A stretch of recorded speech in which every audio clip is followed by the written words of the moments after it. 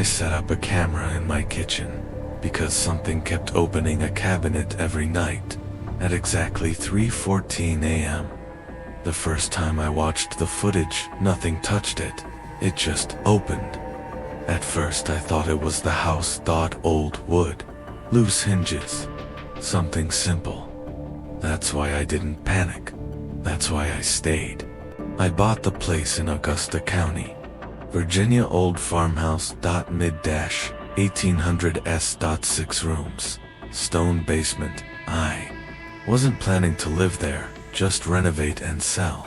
But staying made things easier, cheaper, controlled. The first 2 months, nothing. Repairs. Roof. Windows. Basement beams. The house was solid, built right. Then things started to feel off. In the mornings, the kitchen wasn't the same. A chair I pushed in slightly pulled out. At first, I ignored it. Old floors, shift, gravity, ... That made sense. Then one morning there was a spoon on the table. I don't use spoons. That didn't make sense. So I started paying attention. I began waking up early, 3:30 a.m., making coffee, sitting in the kitchen, watching the cabinet above the stove was open.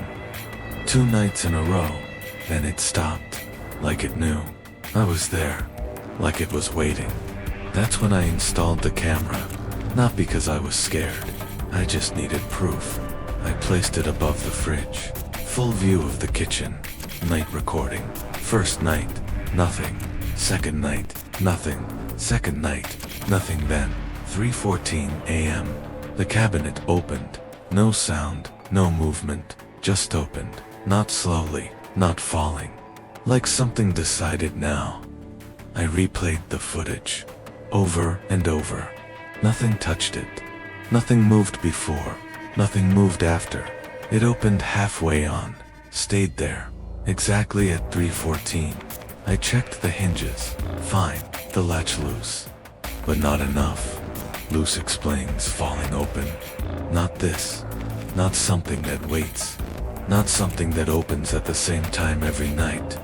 I brought in another contractor. Someone I trust. He checked everything. Airflow, structure, foundation. His answer, I don't know. That's when it stopped feeling like a problem and started feeling like a pattern. So I checked the house records. Old owners. Archives. Church records. 7 families. 1 stayed the longest. The Holloways moved in 1901, left in 1987. 4 generations. Same house. I found something else. A journal. Belonged to Martha Holloway, born 1934. 1 entry said, I wake up at 3:30, like my mother, like her mother before her, every morning, for decades. I checked older records. Same thing. Women in that house waking before dawn, cooking, working. Same time, every day, for over 100 years. Then suddenly it stopped. The house stayed. The routine didn't. But something didn't let go. After that, I stopped checking the footage, but I didn't stop noticing the charai. Leave it slightly pulled out now. Not for a reason I can explain. It just feels right. Because that kitchen was built for people who woke up at 3:30, and I don't think it forgot. So now the only question I have is, when something remembers a routine for over a century, what happens when it expects you to follow it?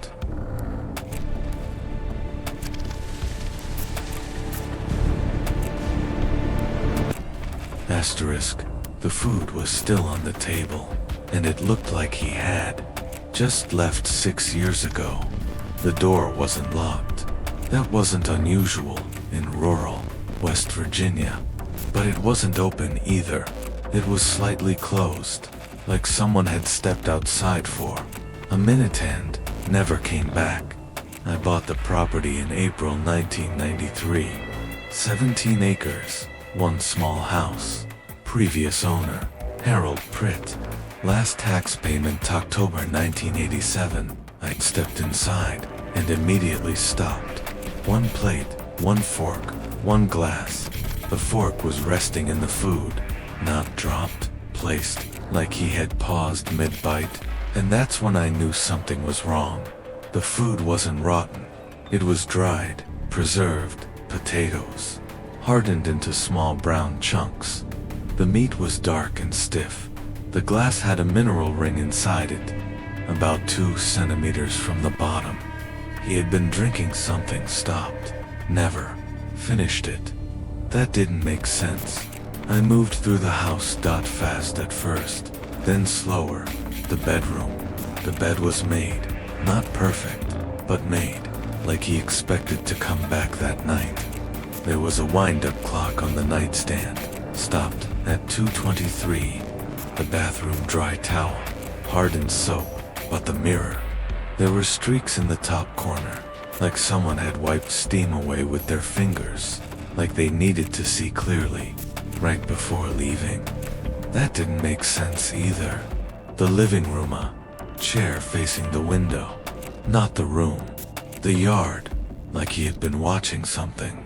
Outside, waiting. There was a book on the armrest, face down, holding a page. Farmer's Almanac -1987, opened to September. That's when everything stopped lining up. He was here in September 1987, reading that exact page, and then nothing.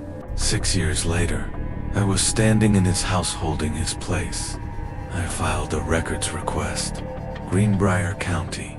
Took 3 weeks. The death certificate came back.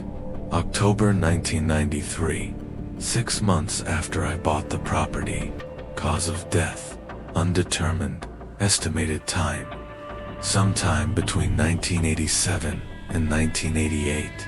Then I saw the location, 340 meters north of the house. He made it outside. He walked through the yard, into the woods, and died there. He stayed out there for years. While I walked through his house, while I touched his things, while I stood at that table. I later got the coroner's report. No injuries, no signs of struggle, heart failure, or exposure. They couldn't be sure. But there's one thing that still doesn't make sense. If he was able to walk away, if he made it over 300 meters into the woods, why didn't he come back? What was inside that house in September 1987 that made him choose the woods?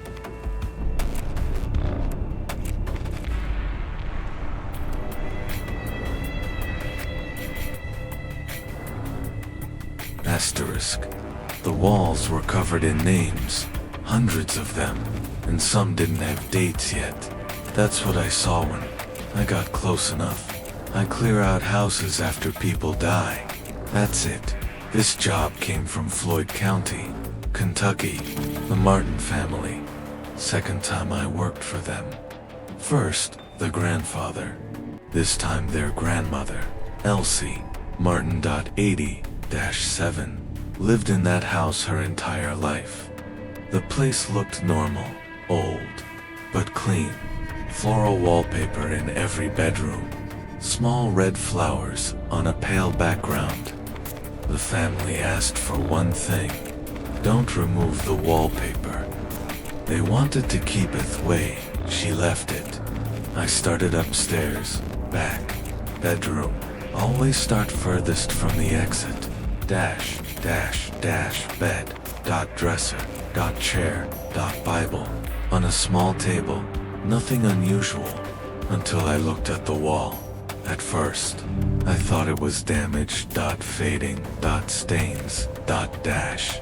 Then I leaned in and saw it, names, written in tiny letters, perfectly spaced, hidden between the flowers.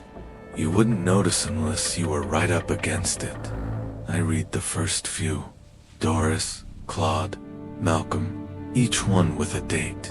That's when I stepped back, because it wasn't just a few. The entire wall was covered, hundreds of names. I checked the next room, same wallpaper, same thing. Every wall, every bedroom upstairs. That's when I stopped treating it like damage. I called the grandson, Dennis. Martin asked if they knew about it. Long pause, then no. So I started checking. County records. Births, deaths, dash. I wrote down the first 10 names. Every single one was real.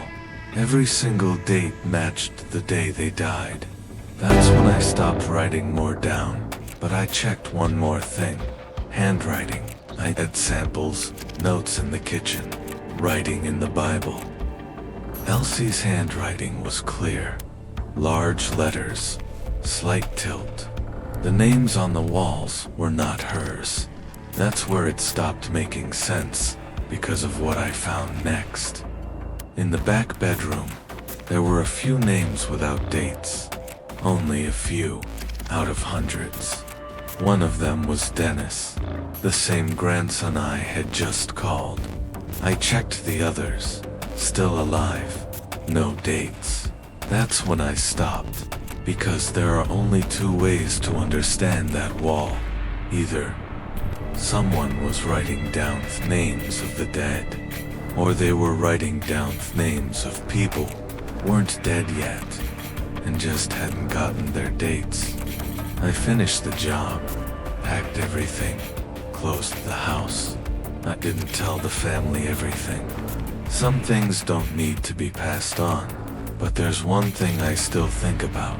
If those walls were a list, then how many names were already there, waiting for a date?